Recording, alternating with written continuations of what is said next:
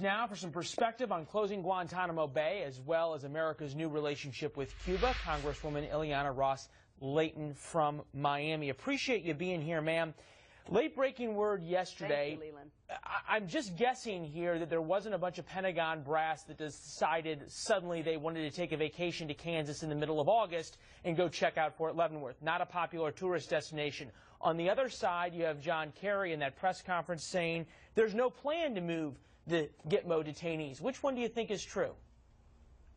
Well, it is just incredible that Secretary Kerry would be lying to the American people with such a straight face to say that there is no current plan. Well, the DOD informed Congress just a few days ago that they have site inspectors at Fort Leavenworth in Texas, and that they're going next to, as that excellent reporting demonstrated, to the Naval Brig in Charleston, South Carolina, to do exactly that, to do a site assessment to see what kind of changes, structural changes, housing changes would be needed to transfer these Gitmo detainees to U.S. soil. It is outrageous that the administration would be doing that. In spite of a 2010 law that we passed, it's not a suggestion, it is a law that says we will bar any detainees from coming to U.S. soil. So now, because Obama is going legacy shopping, he wants to undo that. He's got to come to Congress, and there's no way that Congress is going to approve this plan,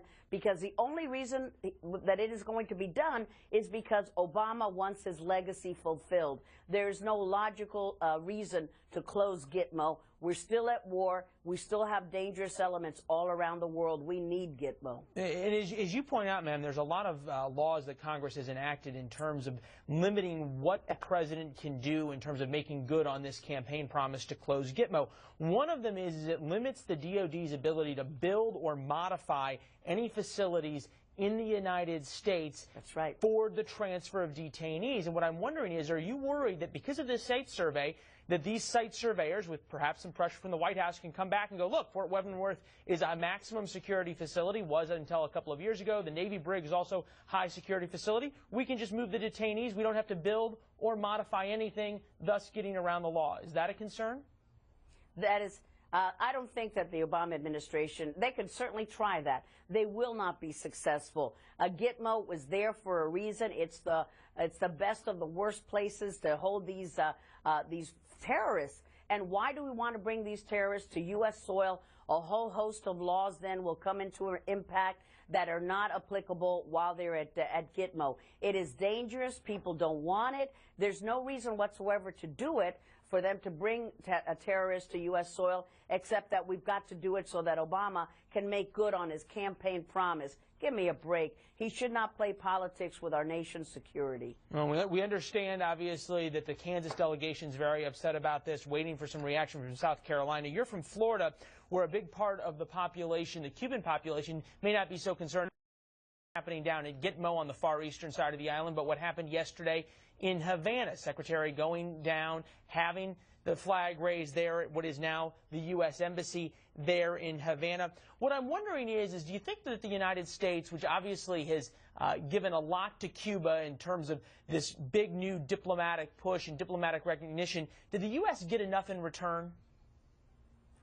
Absolutely not. We're getting nothing in return because the Obama administration is so weak on foreign policy. They showed it in Iran. We're showing it in Cuba. We have demanded nothing from the Castro regime. In fact, the lead negotiator for the Cuban team said in a press conference late last night, Cuba will not move one inch on any domestic events, which means human rights violations will continue.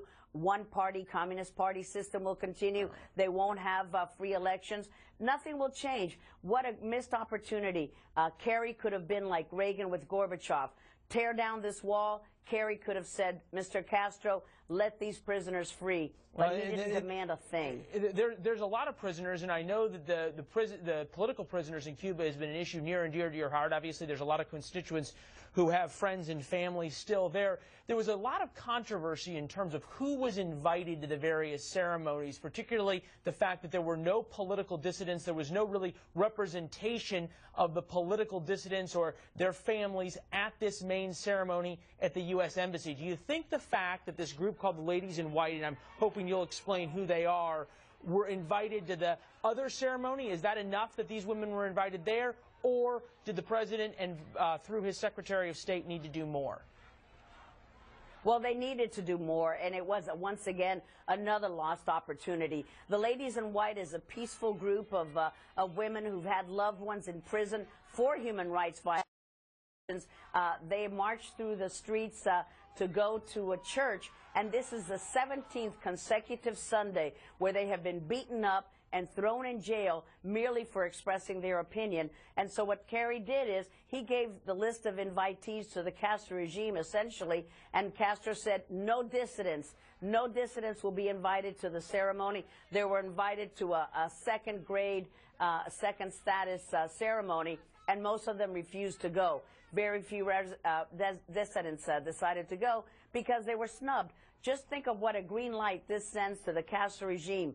Keep beating up these dissidents. Keep beating up opposition leaders. We don't care. We won't even invite them to our ceremony. I feel bad for them. I feel bad for the Cuban people. And it doesn't help U.S. national security interests at all. And we'll have to see if the U.S. Embassy, the new ambassador down there, speaks out or tries to do anything other than smoke more cigars down there in Cuba that you can now bring back to the United States. Congressman Ileana Ros-Lehtinen, appreciate all of your insights here Have a on great this weekend. Saturday. All the